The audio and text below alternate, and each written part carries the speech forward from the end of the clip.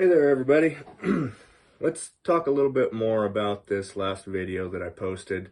Um, I need to clarify a few things. I didn't explain things very well, I don't think. So let's start off with saws or engines in general not sucking air. So it's not that there's not suction being made. It's simply that because suction or vacuum is technically defined as any place without any air pressure in it. That's anything that's negative atmospheric pressure is technically a vacuum. So there is suction, but it is not that low pressure that is pulling air to the area of low pressure. It is the pressure of ambient or atmospheric pressure that is pushing the air to that low pressure area. High pressure air wants to go where there's no air. So,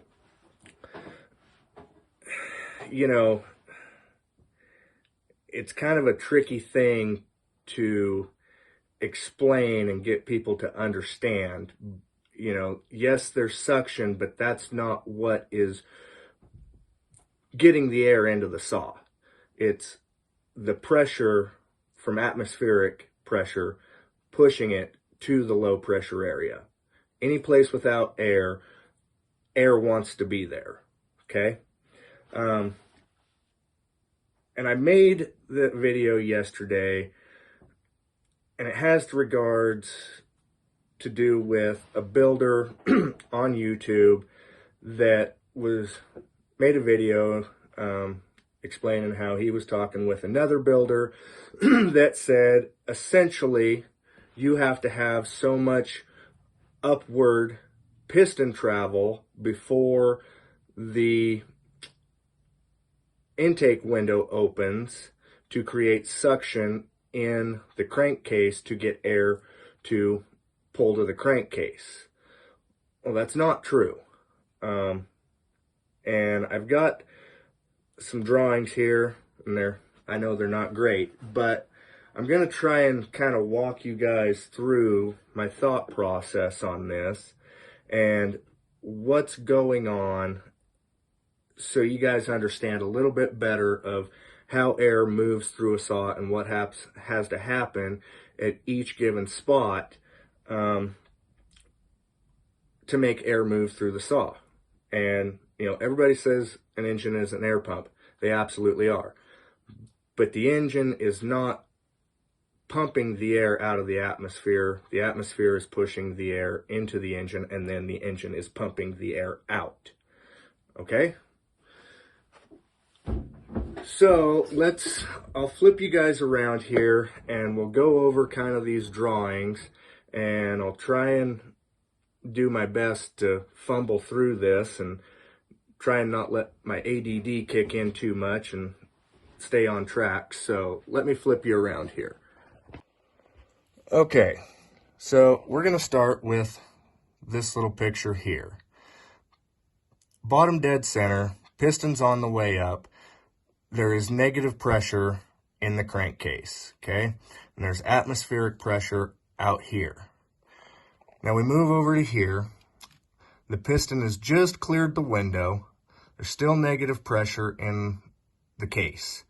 Atmospheric pressure, barometric pressure, is pushing the air down into the case here to fill this void that has no air in it. Then we come down to here, okay? Pistons at top dead center.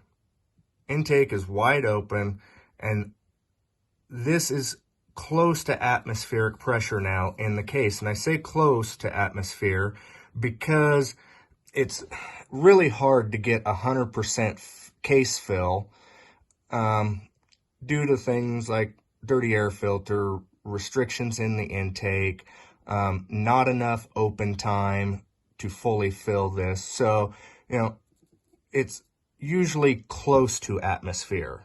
You will never get above atmosphere because it doesn't matter how far this thing moves, it can only take in what the atmosphere can push into this void.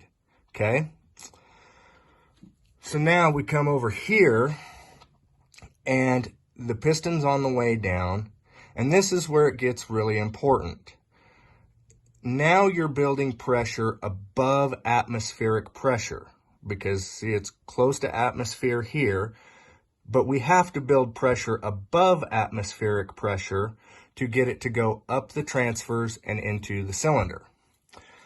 Now, so why do we have to do that? Okay, well, we come down to this really poor drawing here. So now the piston's down, the exhaust is open, the exhaust has come out, transfers are open, air's moving up the transfers, and we're kind of on our dwell time right here, okay? As the exhaust runs down your exhaust runner, it creates a little low pressure area behind it, okay? So now we got to remember we have atmospheric pressure pushing against the exhaust, okay? And there's low pressure here. So that atmospheric pressure wants to come back into the cylinder. We have to have enough case pressure to drive the transfer up into here and keep that atmospheric pressure from coming back into the cylinder. Because remember, high pressure air wants to go where there's less pressure. So the important thing about this, and like I was saying, the builder that I was watching said that there needs to be so much movement between bottom dead center and the time that this window opens to create suction to get air moving into the case. Well, that's not right. You can put your intake in the case, and the second that this volume starts increasing, that piston goes up, there is going to be less pressure in here than what is in the atmosphere, and so air will flow into the case.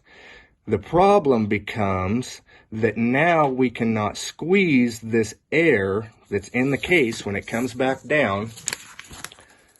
When the piston comes back down, okay, we cannot start building pressure that is greater than atmospheric pressure. And it has to be in order to drive the charge up into the cylinder. So the reason why reeds work is because, and they usually come in the case, the second this piston starts coming down, these reeds would close, and now you're able to build pressure clear from top dead center all the way to bottom dead center. So you can do a lot of compression right there, okay? What happens is as you lower this intake, okay, and you get it closer to bottom dead center, you lose the ability to compress the air in the case.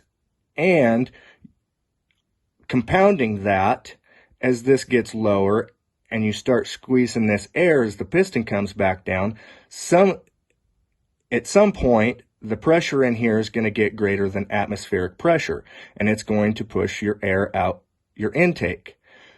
So then, not only do you not have enough time to adequately squeeze the air, you don't have as much air in there as you should have to begin with. So this is the real issue with why when you get too much duration or your intake floor is too low, this is why you get a saw that doesn't run right, is because there's not enough compression happening in the case to overcome the atmosphere that is trying to get back into the cylinder. So I hope that helps, and I hope that makes sense, but we got to remember that there's atmospheric pressure pushing on the intake and there's atmospheric pressure pushing on the exhaust trying to get back to the cylinder. And there's compression that happens in two different places in a chainsaw. You have compression in the case and compression above the cylinder. As this moves up and down, it is simply compressing air in two different directions.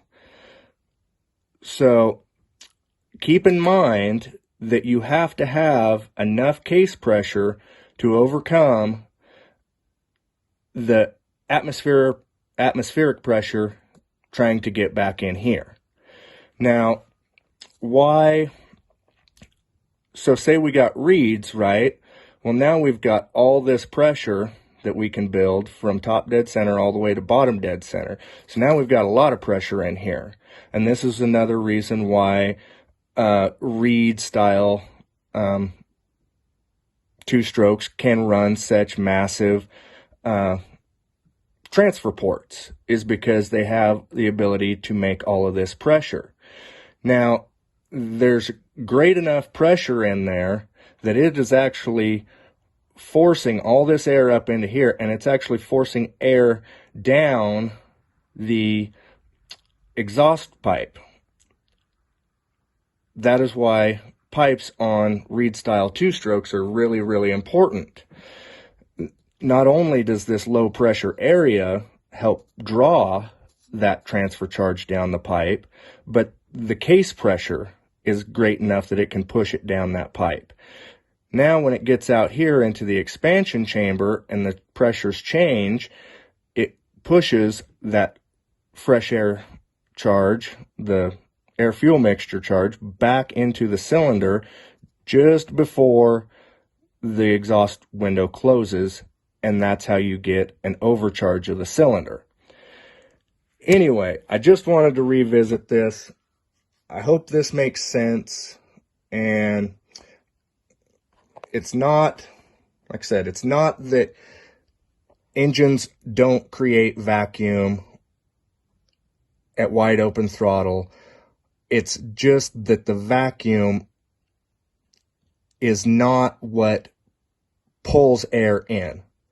It is simply the lack of pressure inside the case that draws air, or allows high pressure air from outside to force it into the case.